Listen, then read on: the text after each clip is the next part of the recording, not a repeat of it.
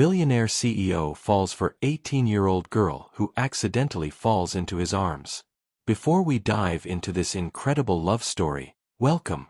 If you're watching from the United States, Canada, Australia, the Caribbean, Europe, Africa, or anywhere else in the world, drop a comment and let me know where you're tuning in from.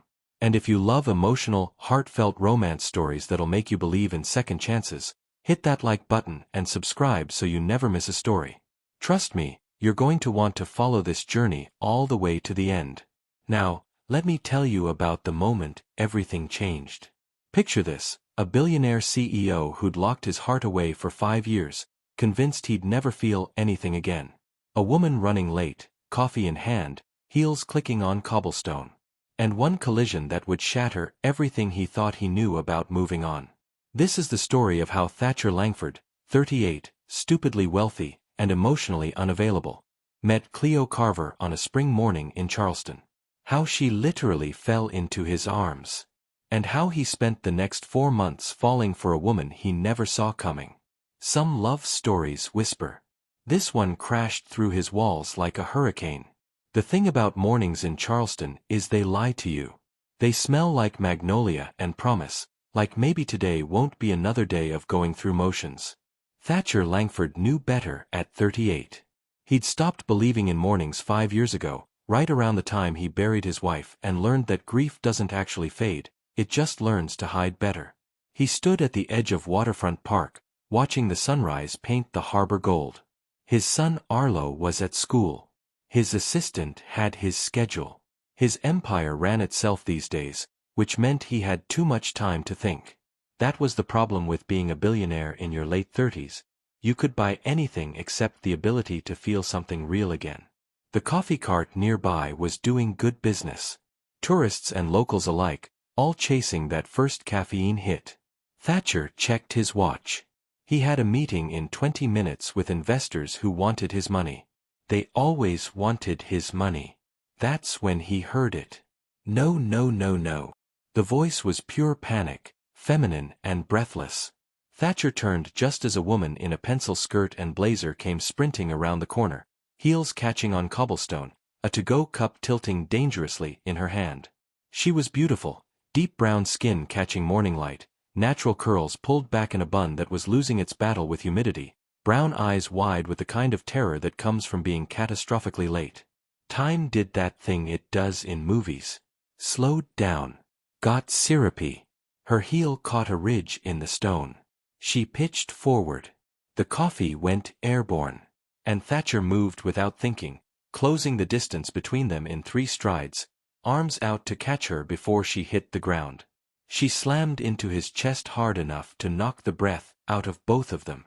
His arms locked around her waist, steadying her, and for exactly 2 seconds they just stood there. Her hands flat against his chest. His heart doing something it hadn't done in 5 years, beating hard enough to hurt. The coffee, of course, had no such happy ending. It splattered across his shoulder and down his sleeve, soaking through his shirt. $200 Sea Island cotton, ruined. She looked up at him.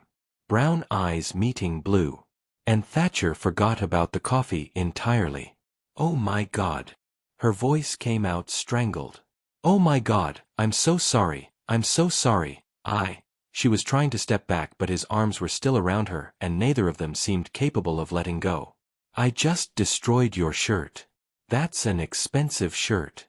I know expensive shirts when I see them because I cater events for people who wear expensive shirts and, she was spiraling, words tumbling out fast and panicked. I'm late for this catering consultation and I thought I had time to grab coffee, but clearly I did not have time and now I've assaulted you with beverages and... Breathe. The word came out rougher than he intended. His hands were still on her waist. He could feel her breathing, quick and shallow, could smell her perfume under the coffee, something warm and vanilla. You're fine. I'm fine. The shirt is. He glanced down at the spreading stain. Well, the shirt's seen better days, but I've got others.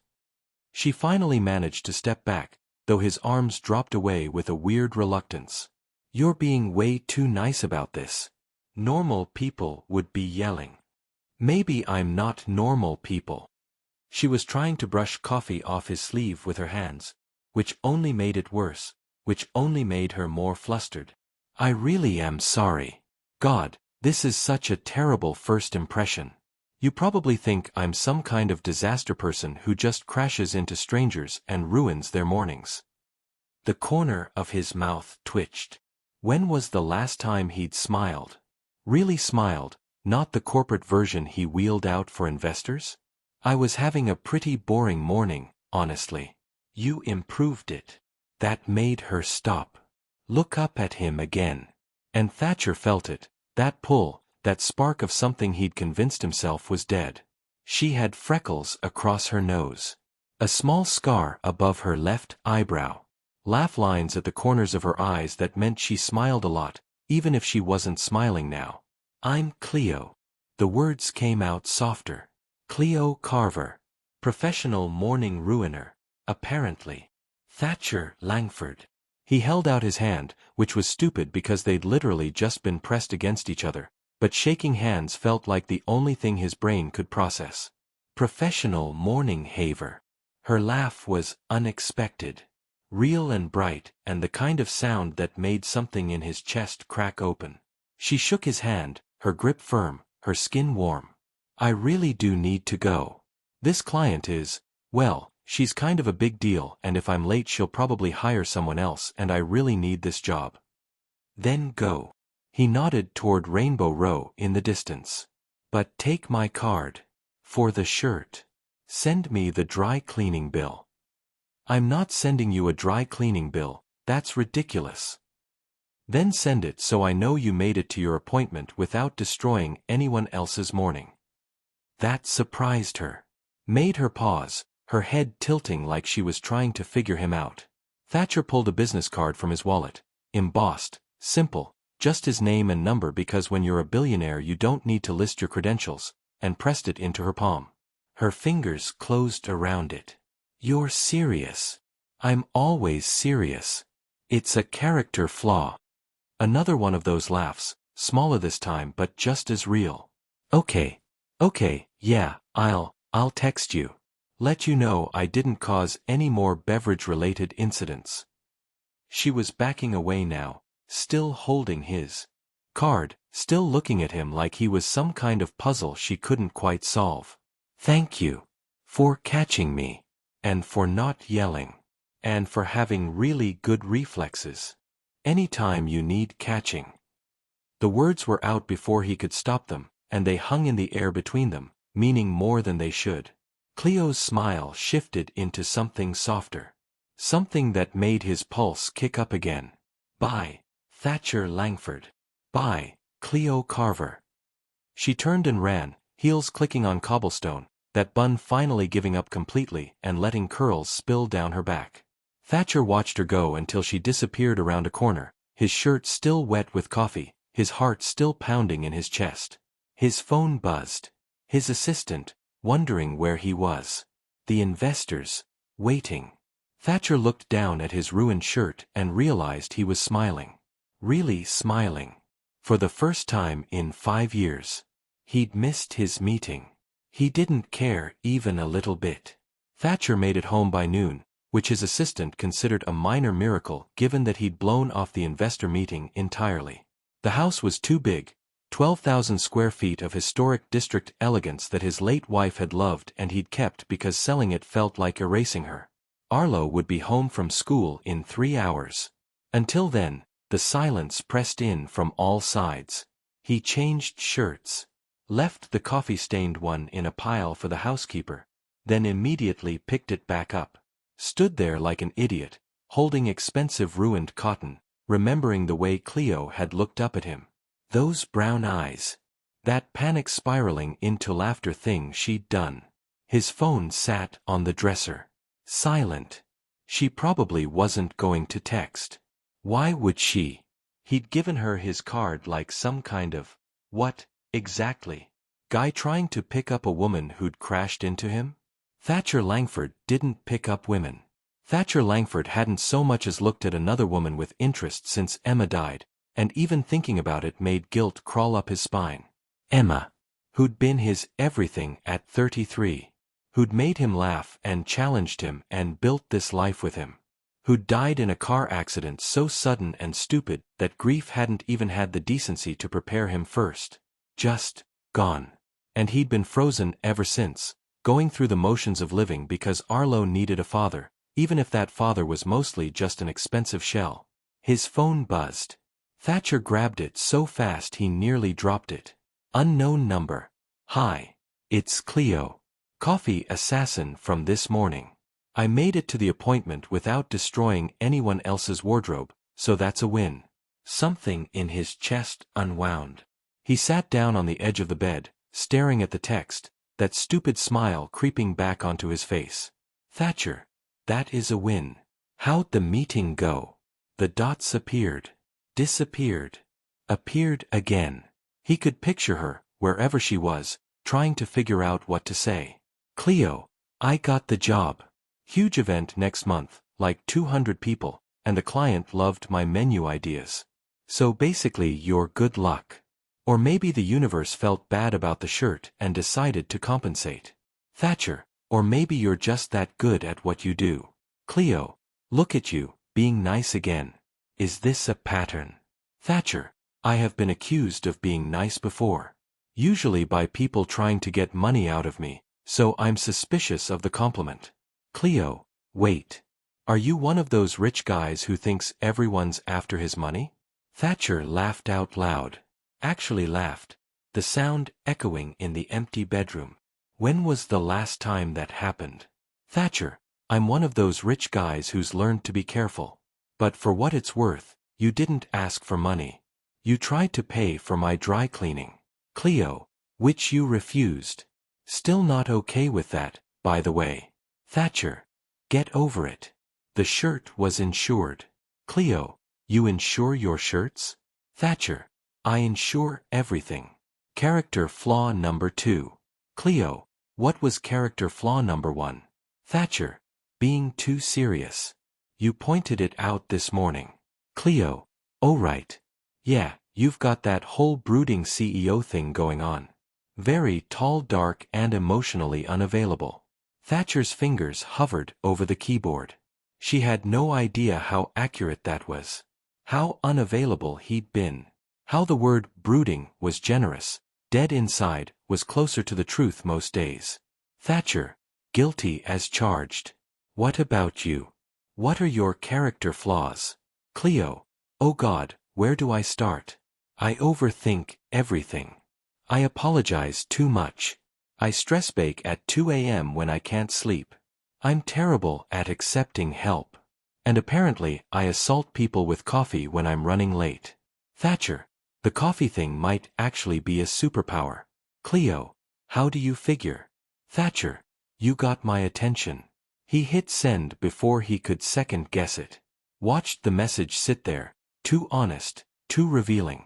His heart was doing that thing again, beating too hard, reminding him it still worked. The dots appeared. Stayed there for a long time. Cleo, did I? Thatcher, yeah, you did. Cleo, Thatcher Langford, are you flirting with me? Thatcher, I don't know. I'm out of practice. Is it working? Cleo, maybe. He grinned at his phone like a teenager. 38 years old, widowed father, billionaire CEO, grinning at a text message from a woman he'd met for approximately 4 minutes. Cleo, full disclosure, I googled you. Thatcher, and? Cleo, and holy hell, you weren't kidding about the money. Tech empire, real estate holdings, that downtown development everyone's talking about. You're like, actually stupidly wealthy. Thatcher, does that bother you? Cleo, should it? Thatcher, some people find it intimidating. Or they see dollar signs instead of a person. Cleo, I see a guy who caught me when I was falling and didn't make me feel like an idiot. The money's just context. Something in Thatcher's chest cracked a little wider. He typed and deleted 3 different responses before settling on. Thatcher, you want to get coffee? Properly this time. Where you don't throw it at me. Cleo, are you asking me on a date? Thatcher, I'm asking if you want coffee.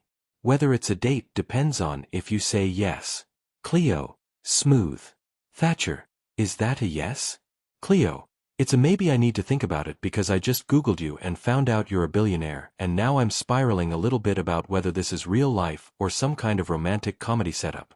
Thatcher, it's real life. I promise.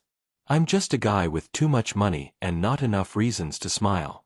And you made me smile twice in one day, which is approximately 2 more times than I have in the last 5 years.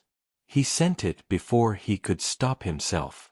Before the rational part of his brain could point out that he was being too vulnerable, too fast, with someone he barely knew. The dots appeared, disappeared, appeared again. Cleo, okay. Thatcher, okay? Cleo, okay, coffee, tomorrow. I know a place on King Street that makes the best lavender lattes and their pastries are insane. Thatcher, tomorrow. What time? Cleo, 10 a.m.? After the morning rush but before lunch chaos? Thatcher, it's a date. Cleo, you said it first this time. No take-backs. Thatcher, no take-backs. Cleo, see you tomorrow, Thatcher Langford. Thatcher, see you tomorrow, Cleo Carver. He set the phone down, stared at the ceiling. His heart was still pounding. That crack in his chest had widened into something that felt dangerously like hope. Arlo would be home soon. He'd make dinner. They'd do homework. The normal routine. Except nothing felt normal anymore. Everything felt like it had tilted slightly off axis, and for the first time in 5 years, Thatcher wasn't sure he wanted it to tilt back. A date. He had a date tomorrow. Emma's picture sat on the dresser across from him. Smiling, frozen at 31, forever young while he kept getting older. He looked at her for a long moment, and instead of the crushing guilt he expected, he felt something gentler. Something that whispered maybe it was okay. Maybe moving forward didn't mean leaving her behind. Maybe Cleo Carver, with her coffee-stained introductions and nervous spiraling and warm brown eyes, was exactly what he needed to remember how to be human again. The coffee shop on King Street smelled like heaven and anxiety. Thatcher arrived 10 minutes early because apparently that's what happened when you had your first date in over a decade. You reverted to being the kind of person who showed up early and checked his reflection in car windows like a nervous college kid. He'd changed clothes 3 times. Settled on jeans and a button-down because suits felt like armor and he was trying to be less armored. Arlo had noticed at breakfast, asked why Dad looked fancy for a Tuesday, and Thatcher had mumbled something about a meeting that made his 8-year-old roll his eyes with a kind of wisdom that suggested he knew exactly what was happening. "You've got that smile again," Arlo had said through a mouthful of cereal. "The real one. Not the fake one you do at my school stuff." Kids. They saw right through everything. Now Thatcher sat at a corner table, watching the door, his heart doing gymnastics every time it opened. The coffee shop was exactly like Cleo had described. Cozy, local, the kind of place that felt lived in and loved. Exposed brick walls, mismatched furniture, the smell of fresh pastries making his stomach growl even though he'd eaten an hour ago. 10 a.m. arrived. The door opened. Cleo walked in and everything else disappeared. She'd left her hair down. Natural curls framing her face, catching the morning light streaming through the windows. Jeans that fit her curves perfectly, a soft yellow top that made her skin glow, minimal jewelry. She was beautiful yesterday in business clothes. Today she was devastating. Their eyes met across the coffee shop. Her smile started slow, then bloomed into something that made his chest feel too small for his lungs. He stood up. Nearly knocked over his chair. "Smooth, Langford. Real smooth." "Hi." She said it soft, a little breathless, like maybe she'd been nervous too. "Hi." He wanted to say something clever, something that matched the easy banter from their texts, but his brain had apparently logged off. "You're here. You sound surprised. I half convinced myself you'd change your mind. Decide I was too weird, or too serious, or too stupidly wealthy." She was teasing, her eyes sparkling with that same warmth from yesterday. "Yeah, I thought about it. Then I remembered you caught me when I was falling and didn't even flinch when I destroyed your shirt, and I thought, okay, Maybe this guy's worth the risk. Risk. She sat down across from him, leaned in a little. Dating a billionaire sounds complicated. Is that what we're doing? Dating. Well, we're on a date. That's usually step one. She was nervous. He could tell by the way her fingers played with the edge of the menu, the way her foot bounced slightly under the table. It made him feel less alone in his own nervousness. A waitress appeared. They ordered lavender latte and a blueberry scone for Cleo, black coffee and a croissant for Thatcher. When they were alone again, the silence stretched between them, but it wasn't uncomfortable. It was full of possibility. Tell me something, Cleo said finally. Something real. Not the stuff I found on Google. Like what? Like, why did you give me your card yesterday? Really? Thatcher considered lying. Considered deflecting. Instead, he found himself telling the truth. Because you made me feel something I haven't felt in a long time.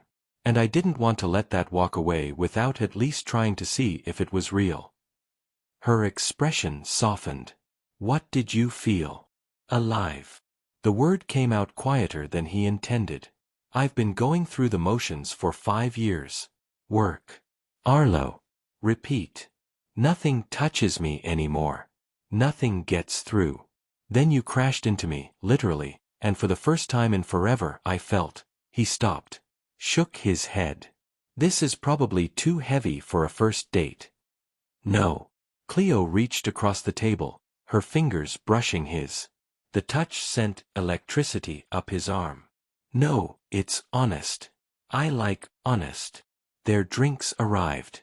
Thatcher wrapped his hands around the too-hot mug, grateful for something to hold on to. Your turn. Why'd you say yes? You want the real answer or the safe answer? Always real. She took a sip of her latte, considering. Okay. Real answer. I've been alone for 2 years. Since my mama died. And I've been fine with that, you know? I've got my business, my best friend Paloma who keeps me sane, my little apartment that's mine. I don't need anyone. She paused. But yesterday when you caught me, there was this moment where I looked up at you and thought, oh, that's what I've been missing. That feeling of being seen. Really seen, not just looked at. Thatcher's throat felt tight. Your mother died 2 years ago? Cancer. Cleo said it matter-of-fact, but he could see the grief underneath, the kind that had settled into her bones and made a home there. She was my person, you know? My cheerleader, my business partner, my best friend. Losing her was. Her voice cracked slightly. It was like losing gravity. I've been floating ever since. I understand that. He did. More than she knew. My wife died 5 years ago. Car accident. 1 second she was here, the next. He couldn't finish the sentence. Still. After all this time. Cleo's hand covered his. Fully this time, warm and solid and real. I'm sorry. Me too. About your mom. They sat there for a moment, 2 people who'd learned too young that life doesn't promise you anything. That love ends. That grief is the price you pay for caring about someone. This is the saddest first date ever, Cleo said finally, but she was almost smiling. Yeah, we're really killing it. Thatcher found himself smiling back. Should we talk about something lighter? Weather. Sports. The proper way to make sweet tea. Oh God, if you don't put enough sugar in sweet tea we're going to have problems. Is there such a thing as enough sugar? Spoken like someone who didn't grow up in the South. I grew up in Connecticut. We drink unsweetened tea and pretend it's sophisticated. Cleo laughed, real and bright, and just like that the heaviness lifted. They fell into easier conversation, her catering business and the stress of building something from scratch, his downtown development project and the endless meetings with city council, her love of baking at midnight, his inability to cook anything that didn't come with instructions. An hour passed. Then, another.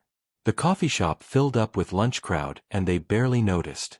Thatcher couldn't remember the last time he'd talked to someone like this, easily, honestly, without the weight of performance or expectation. I should probably get going, Cleo said eventually, though she didn't move to leave. I've got a tasting this afternoon for next week's event. The one you booked yesterday?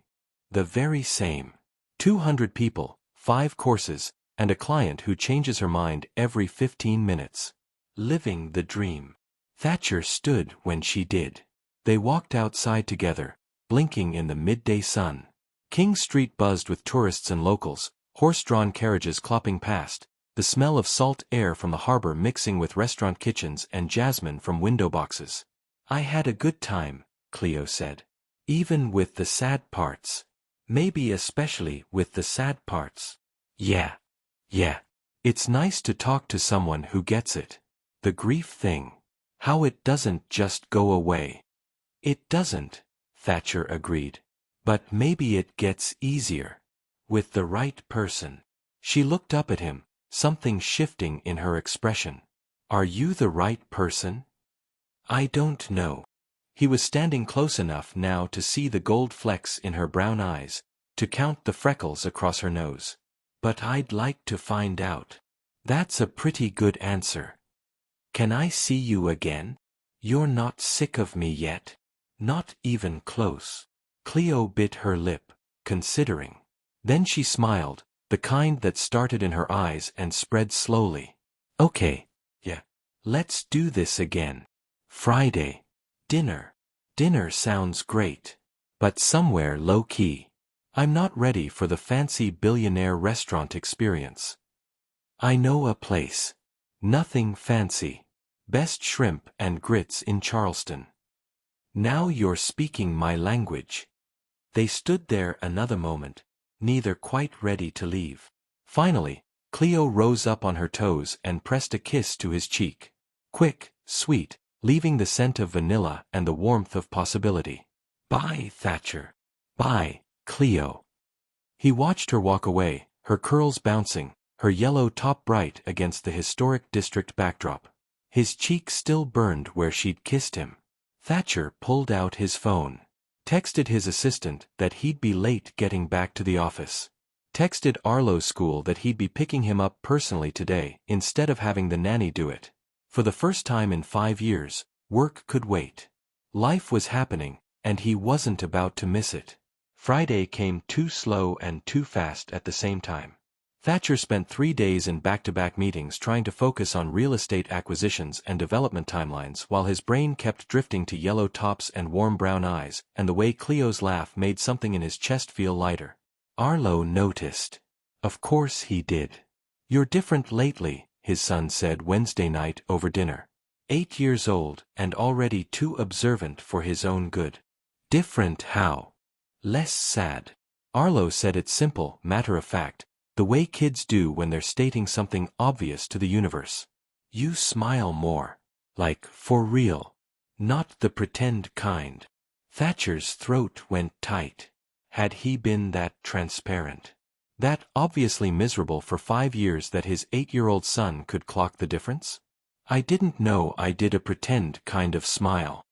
Dad. Arlo gave him a look that was pure exasperation. I'm not a baby. I know you've been sad since Mom died. It's okay. I've been sad too. They hadn't talked about this. Not really. They'd gone to therapy. Thatcher had made sure of that, had found the best child psychologist money could buy.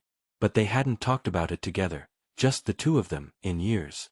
I'm sorry, Thatcher said finally. I didn't mean to make you worry about me. I don't worry.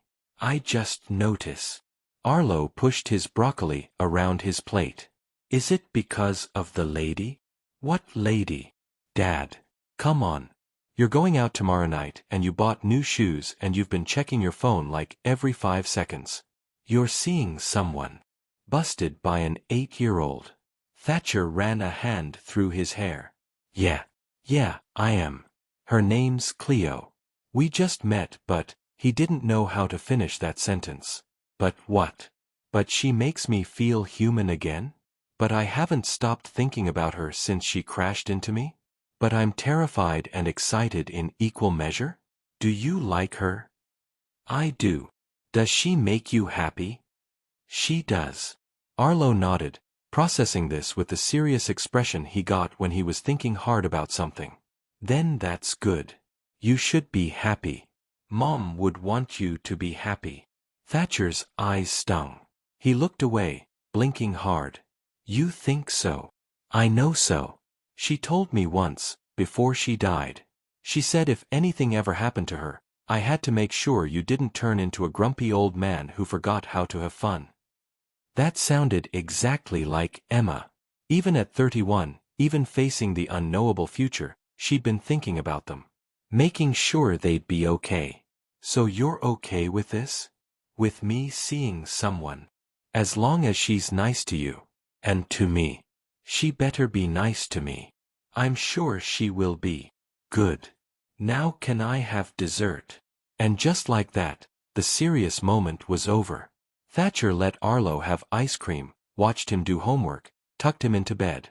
Stood in the doorway of his room for a long moment after, watching his son sleep, wondering how he'd gotten so lucky to have this kid. This incredible, perceptive, wise beyond his years kid.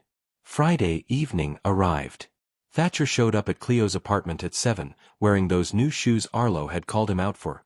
Brown leather, expensive but understated, and holding a bouquet of sunflowers because roses felt too formal and he remembered her yellow top from Tuesday, the way she'd looked like sunshine walking toward him.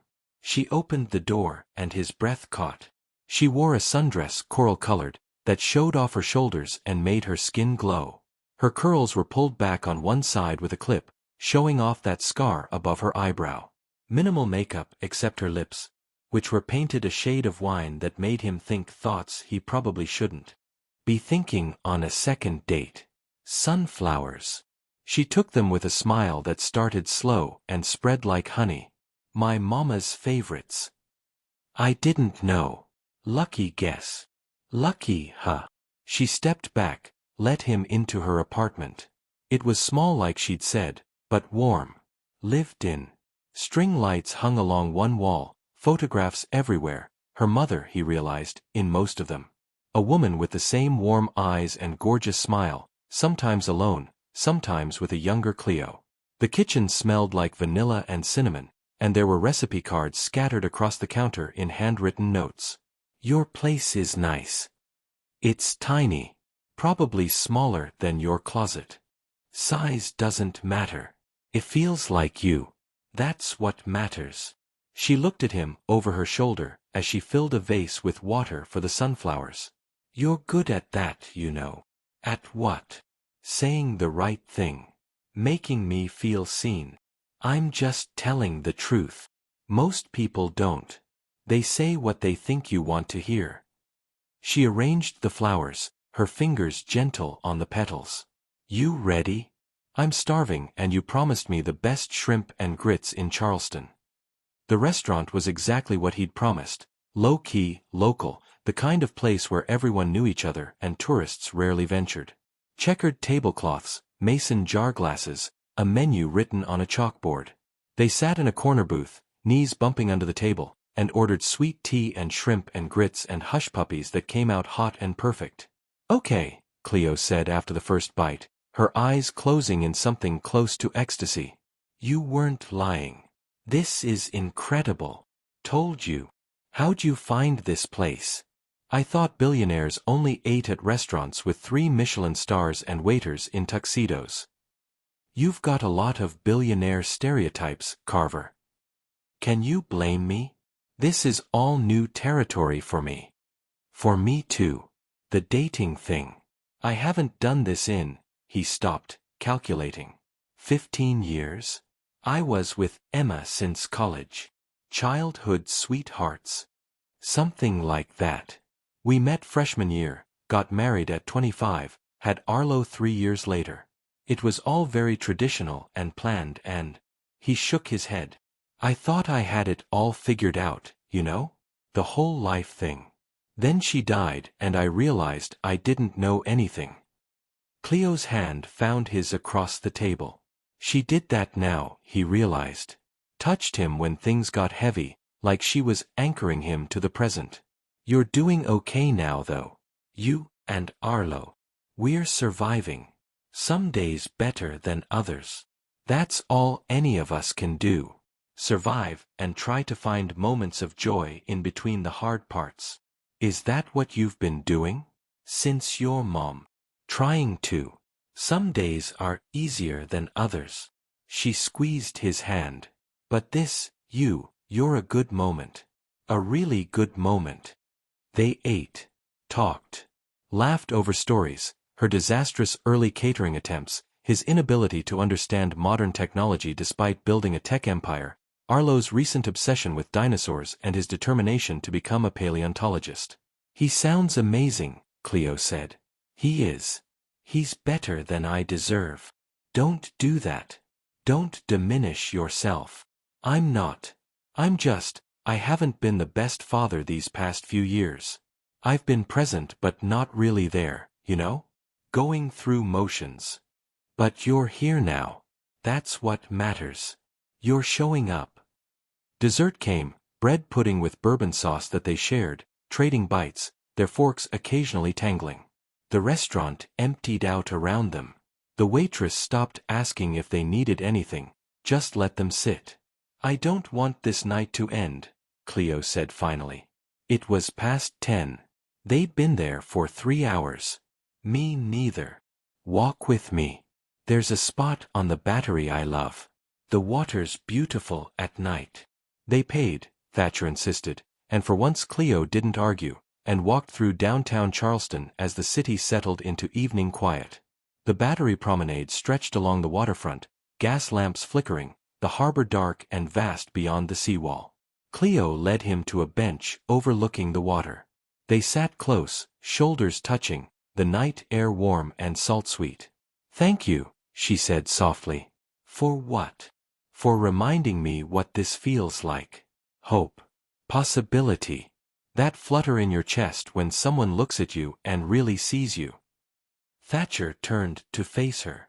Her profile in lamplight was stunning, the curve of her jaw, the fullness of her lips, those curls catching the breeze. "I see you, Cleo. All of you. And what I see is extraordinary." She turned too, and suddenly they were close. So close. Her eyes dropped to his mouth. His heart slammed against his ribs. "Thatcher, can I kiss you? I thought you'd never ask." He closed the distance slowly, giving her time to change her mind, but she didn't. She leaned in, her hand coming up to rest against his chest, right over his pounding heart. And when their lips finally met, it was perfect. Soft and tentative at first, then deeper, more certain. She tasted like bourbon sauce and sweet tea. Her hand curled into his shirt. His hand found the small of her back, pulling her closer. 5 years of nothing, of numbness, of going through motions. All of it burned away in the space of that kiss. When they finally broke apart, Cleo was breathless, her forehead resting against his. "Wow," she whispered. "Yeah, wow." They sat there, wrapped in each other, the water lapping against the seawall, the city quiet around them.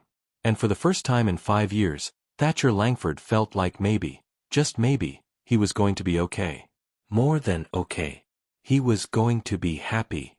3 weeks in, and Thatcher was in trouble. The good kind of trouble. The kind where you caught yourself smiling at your phone during board meetings and your assistant started giving you knowing looks. The kind where your kid asked when he could meet your girlfriend and you realized, oh God, girlfriend, when did that happen? It happened somewhere between the 4th date and the 10th.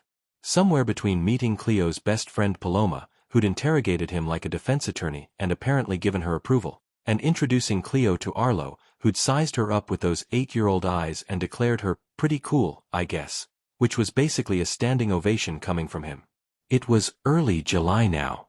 Charleston summer in full force, humidity thick enough to swim through, but Thatcher didn't care. He'd never been happier. Until Wednesday afternoon when his phone rang. Victoria Langford. His mother. Thatcher stared at the screen for 3 rings before answering. Mom. Thatcher, darling. How are you? Her voice was warm but there was that edge underneath, the one that said she was calling for a reason. I'm good. Busy. You. Wonderful. Listen, darling, I'm coming to Charleston next week. Your father has business meetings and I thought it would be lovely to see you and Arlo. It's been too long. His stomach dropped. His mother. Next week. Yeah, that would be great. Excellent. And darling, I heard the most interesting thing from Patricia Westbrook. You remember Patricia, don't you? Her son went to prep school with you. Anyway, she said she saw you at dinner with a young woman. A few times, actually. Is there something you'd like to tell me? There it was. The real reason for the call. I'm seeing someone.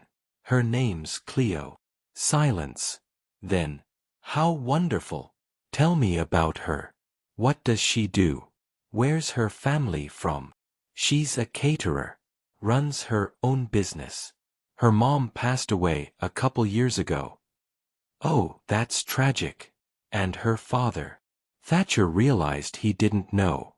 They'd talked about Cleo's mother extensively, the cancer, the grief, the hole she'd left, but her father had never come up.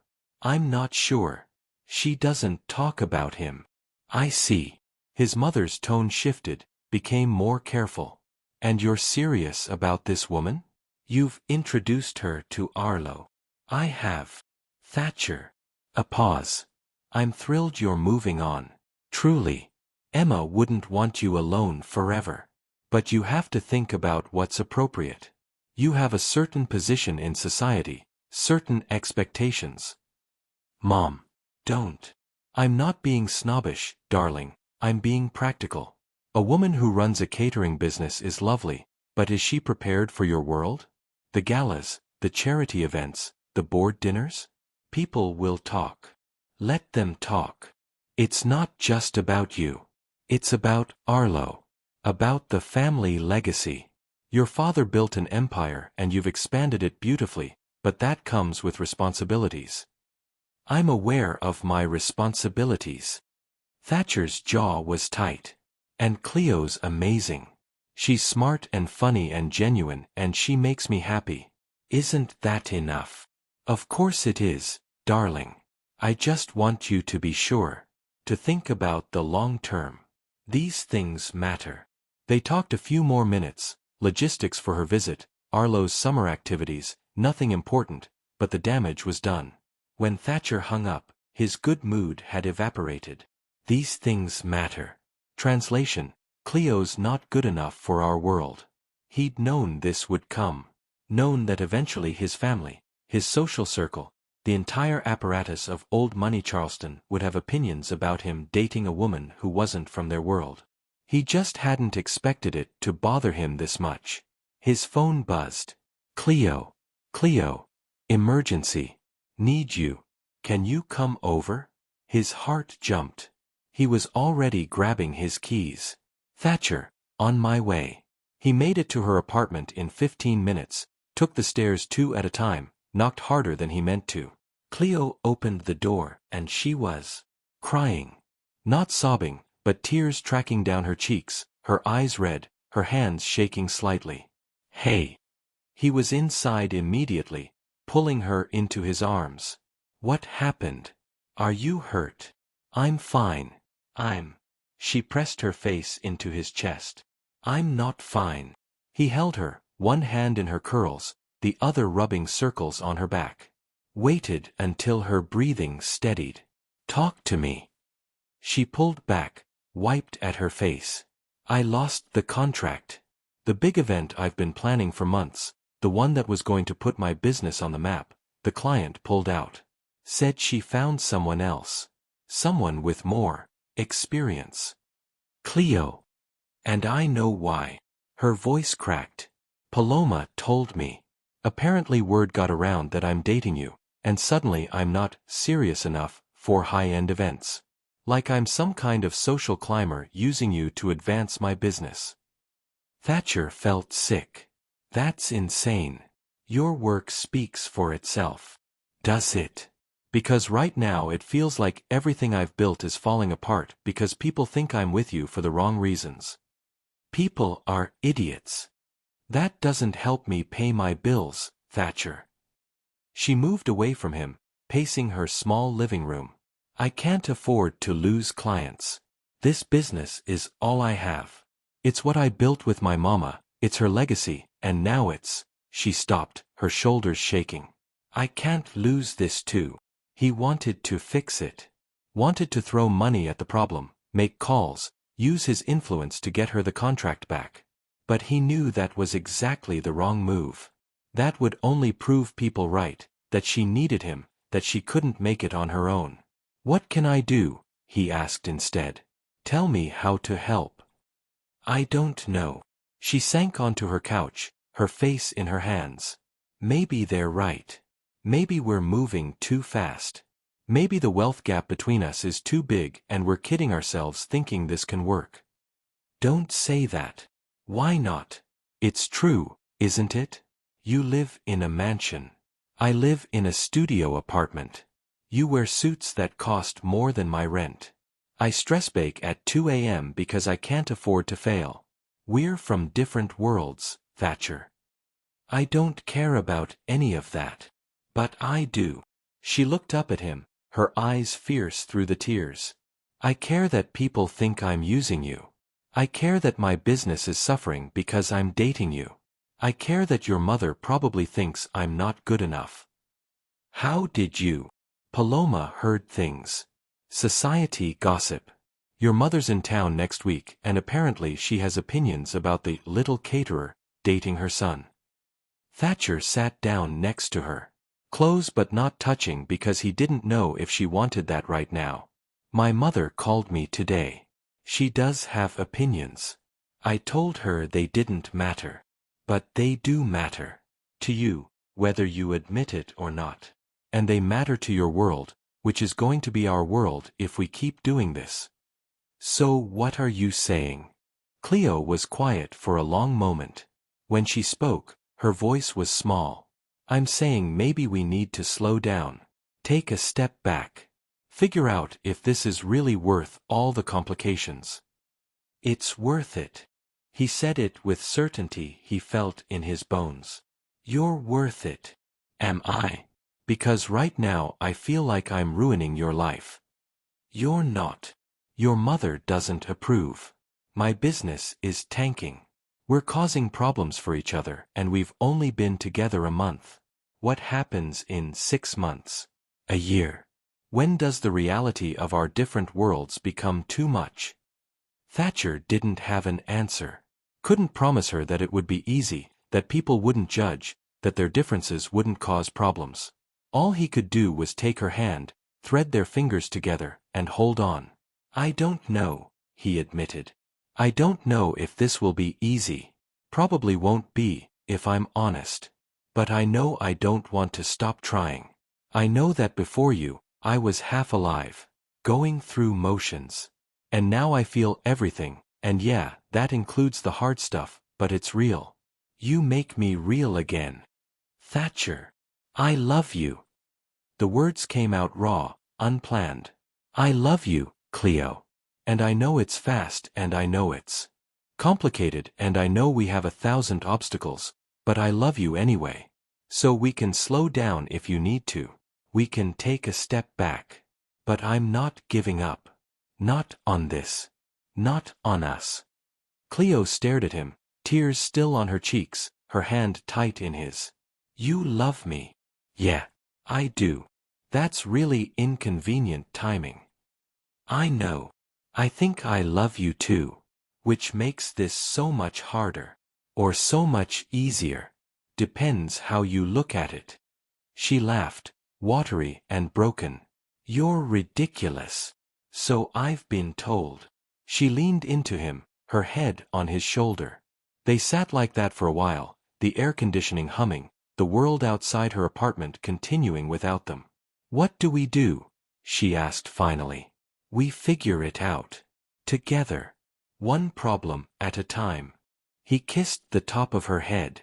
Starting with getting you new clients who don't care about society gossip. You can't just fix this with money. I know. But I can help you market yourself, connect you with people who care about good food and good work, not social climbing. Let me help, Cleo. Not because you need rescuing. Because that's what people who love each other do. They help.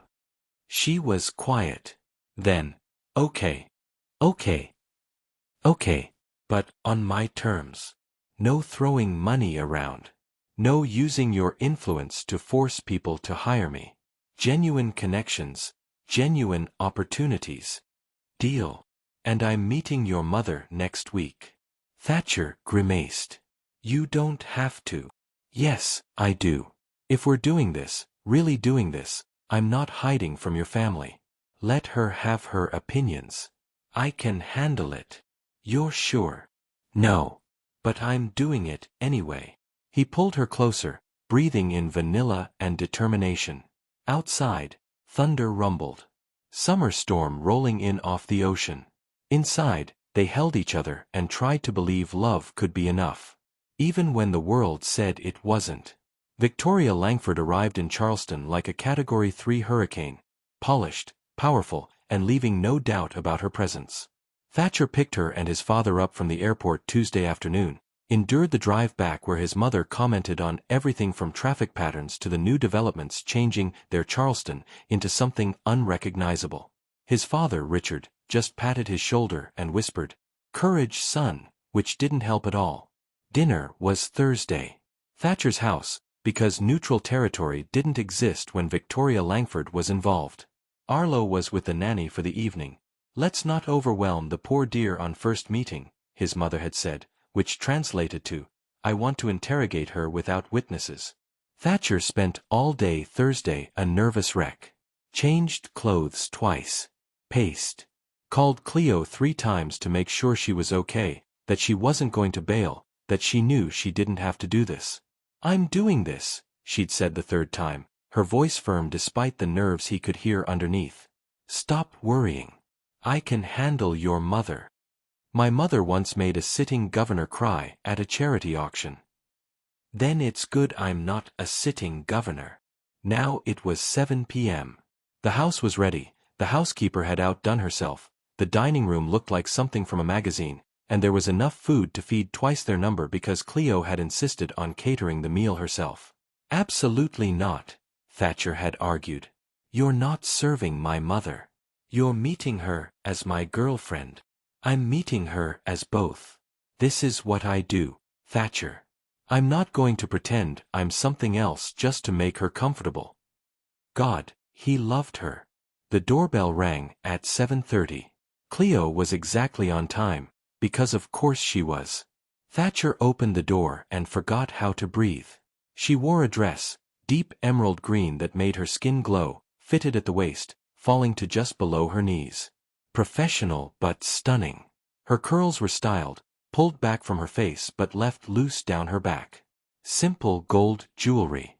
Minimal makeup except her lips, wine-colored again, and he wanted to kiss her so badly it hurt.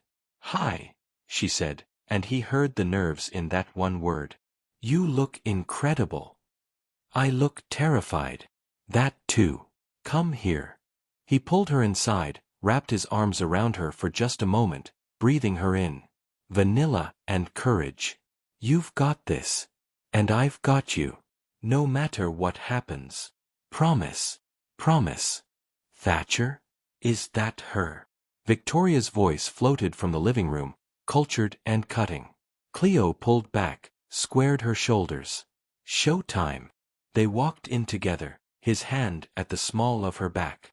Victoria and Richard stood by the fireplace, drinks in hand, every inch the Charleston elite they were. His father in a suit despite the summer heat. His mother in pearls and a dress that probably cost more than Cleo's monthly rent. "Mother, father, this is Cleo Carver." Thatcher's voice was steady, proud. "Cleo, these are my parents, Victoria and Richard Langford." Richard moved forward first, his handshake warm, his smile genuine. "Lovely to meet you, Cleo. Thatcher's told us good things." "Thank you, Mr. Langford. It's wonderful to meet you too." Victoria took her time. Let her eyes travel over Cleo in that way she had, assessing, cataloging, judging. Finally, she extended her hand. "Cleo." What an interesting name. Is it short for Cleopatra? Yes, ma'am. My mama loved Egyptian history. How charming. Victoria's smile didn't reach her eyes. And your mother, Thatcher mentioned she passed? I'm so sorry. Thank you. It was 2 years ago. Cancer. How dreadful. And your father. There it was. The first trap. Thatcher tensed, but Cleo's expression didn't change. I wouldn't know, ma'am. He left when I was 6.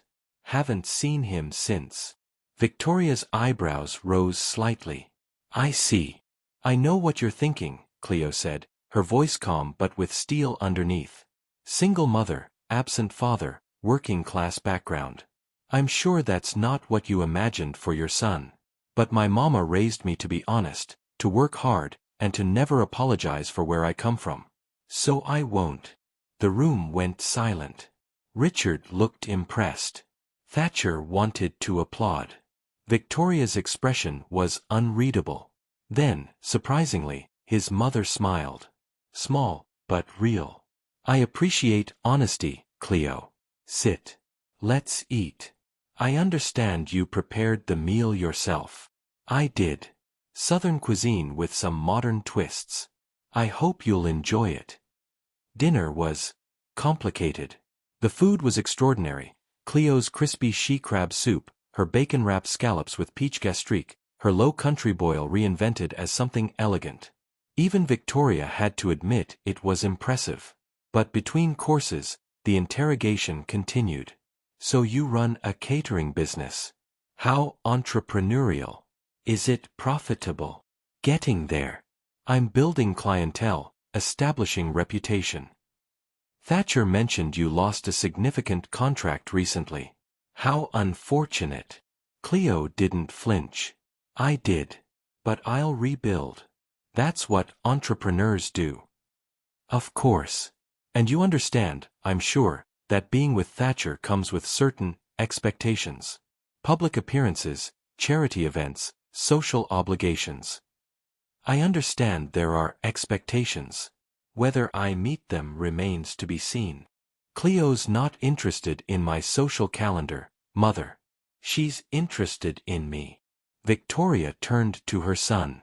Darling, I'm simply trying to understand the situation. You have a child to consider. A family name. You can't just what? Fall in love with someone who makes me happy? Someone who's genuine and kind and isn't interested in my bank account. I'm not saying. Yes, you are. Thatcher set down his fork. You're saying she's not good enough. That she doesn't fit. And I'm telling you that she's more than good enough. She's everything. Richard cleared his throat. Victoria. Perhaps we should. No. Cleo's voice cut through. Let her say what she needs to say. I'd rather hear it now than wonder later. Victoria looked at her for a long moment. Then, surprising everyone, she sighed. You remind me of myself. 30 years ago, when I was trying to prove to Richard's family that I was worthy of their name. I came from money, but not their kind of money. Not old Charleston.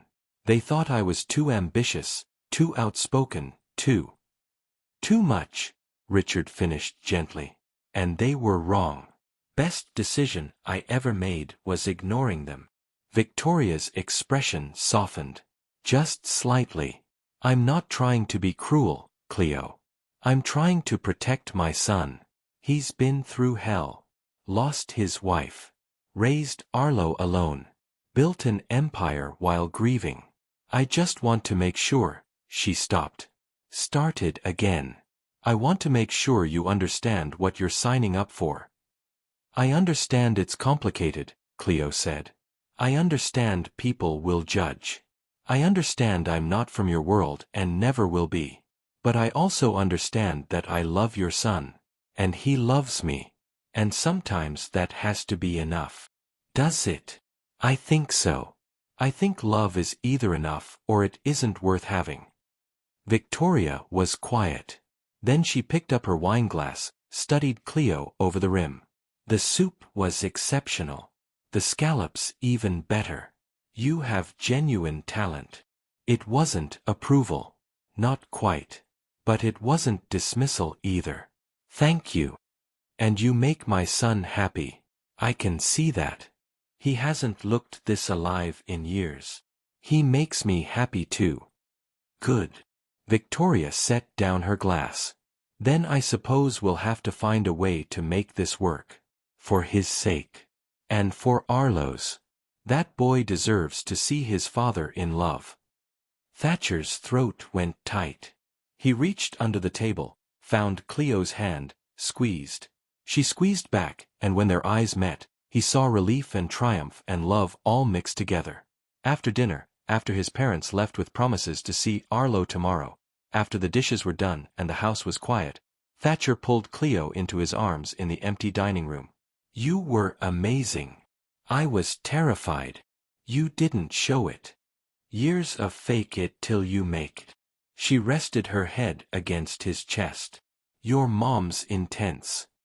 That's putting it mildly. But I think she'll come around. Eventually. Because you won her over with food? Because she loves you. And she wants you happy. She's just protective. Cleo looked up at him. I get it. If I had a son and some woman came along, I'd want to make sure she was good enough too. You're more than good enough. We'll see. This was just dinner. The real test comes when I meet your whole world. We'll face it together. Promise. Promise. He kissed her then, slow and deep, tasting wine and relief and the future they were building despite every obstacle. Outside, Charleston hummed with summer life. Inside, they held each other and believed. Believed that love could bridge different worlds. Believed that they were strong enough to face whatever came next. Believed that sometimes, the best things are worth fighting for. August came hot and heavy, Charleston summers doing what they do best, making you question every life choice that brought you to the South. But Thatcher had never been happier. Victoria had warmed to Cleo over the following weeks, even going so far as to introduce her to some of her charity board friends. Richard adored her. Arlo thought she was actually pretty awesome, which coming from an 8-year-old meant she'd basically won the lottery. Everything should have been perfect. Then the invitation arrived. The Preservation Society Gala. The biggest social event of the Charleston season. Black tie, A-list only, the kind of event where Charleston's old money came out to see and be seen.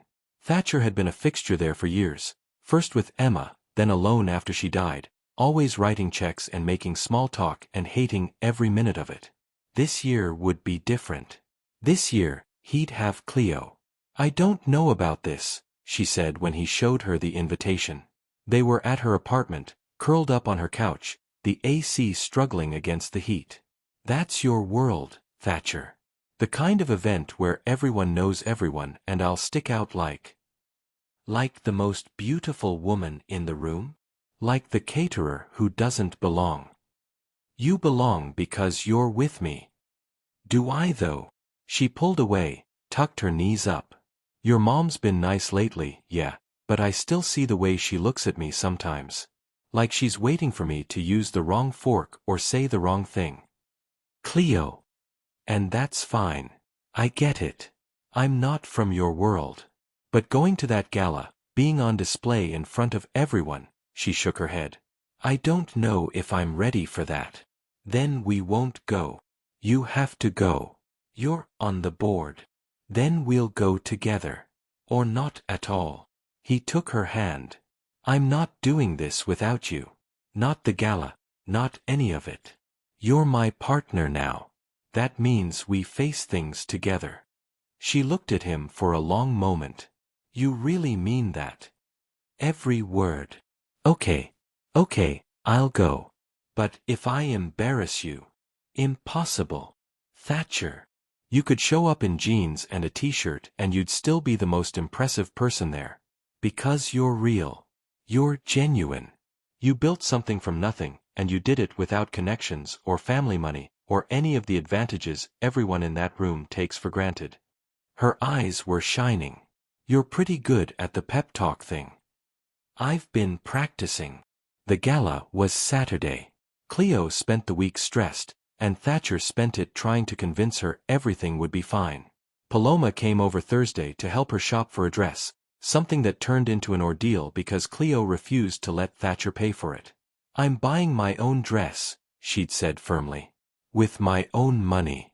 From my business that I built. It's a gala ticket that costs $5,000. At least let me. No. This is important to me. I need to show up as myself, not as your charity case. So she bought her own dress. And when Saturday night came and Thatcher picked her up, he realized. She'd bought armor. The dress was stunning, midnight blue, floor length, with a neckline that showed just enough to be elegant without being revealing. Her hair was up in an intricate style Paloma had helped with, her makeup flawless. She wore the gold necklace he'd given her for her birthday last week, the only thing she'd let him buy, and even that had required negotiation. Wow, he said. Too much. Perfect. You're perfect. Liar. I'm terrified. Then we'll be terrified together. The gala was at the Gibbies Museum, the building transformed into something out of a dream. String lights everywhere, champagne flowing, Charleston's elite in their finest. Thatcher and Cleo walked in together, his hand at the small of her back, and he felt the attention shift toward them immediately. Whispers. Stares. The weight of judgment from people who'd known him his whole life, who remembered Emma, who had opinions about him moving on with someone who wasn't from their world. Thatcher. Victoria appeared at his elbow, Richard beside her. His mother looked Cleo up and down, and for a heart-stopping second Thatcher thought she was going to say something cutting. Instead, she smiled. Small, but genuine. Cleo. That dress is lovely. You look beautiful. Thank you, Mrs. Langford. Please, call me Victoria. We're past formalities now, don't you think?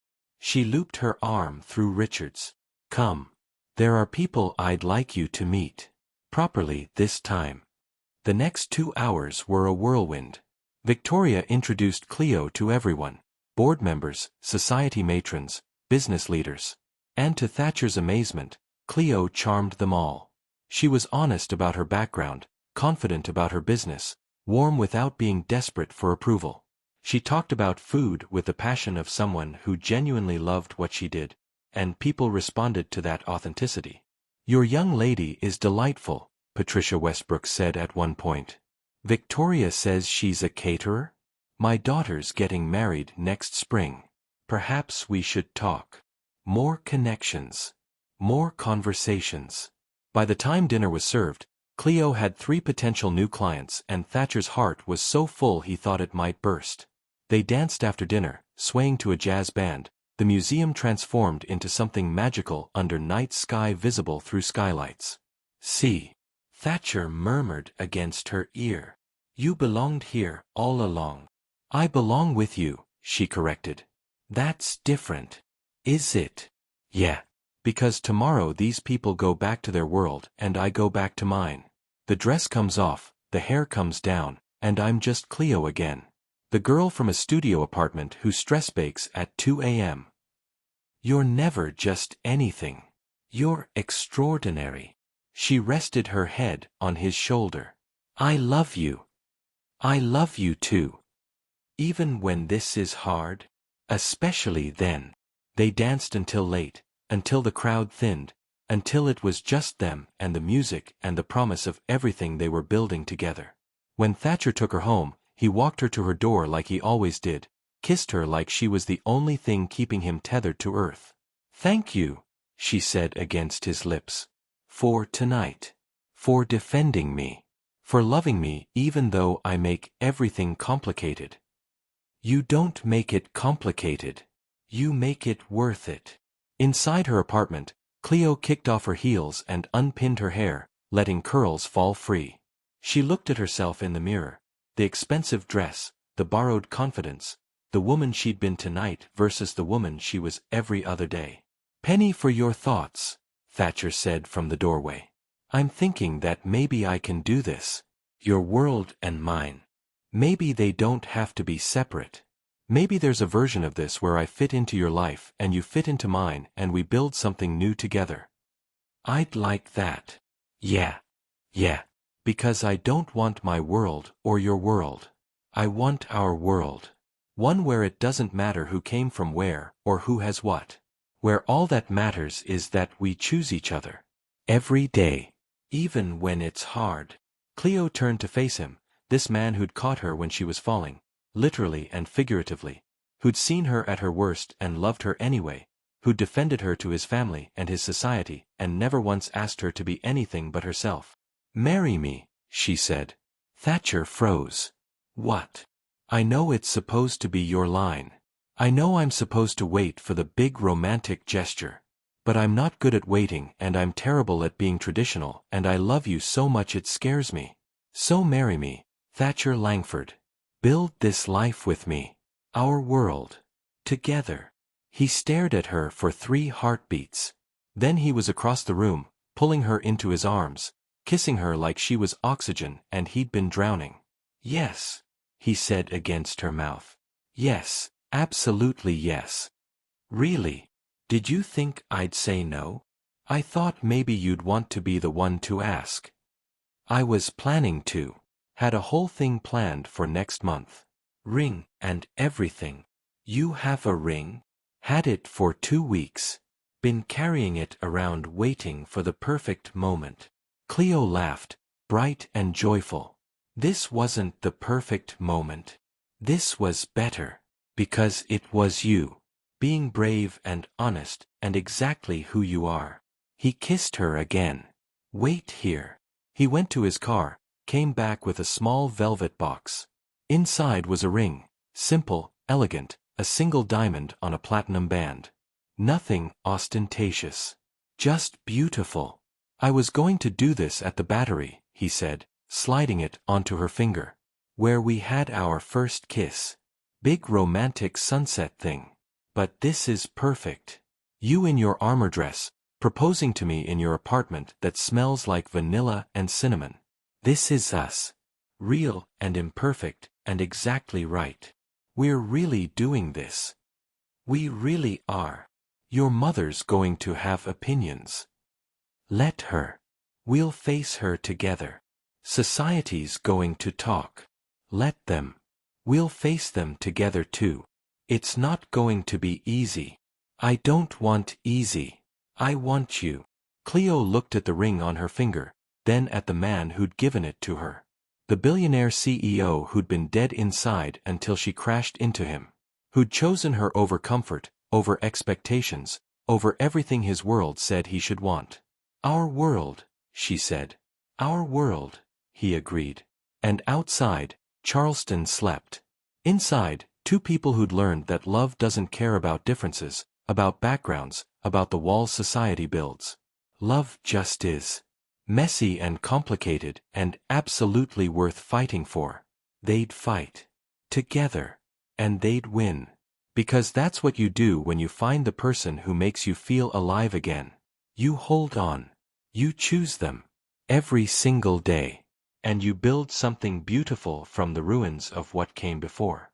Thank you for following Thatcher and Cleo's journey. If you enjoyed this story of second chances, unexpected love, and finding your person when you least expect it, please like, subscribe, and share where you're watching from. These stories are made possible by viewers like you. Until next time, believe in love, believe in second chances, and believe that sometimes the best things happen when you're not looking for them. Red Heart.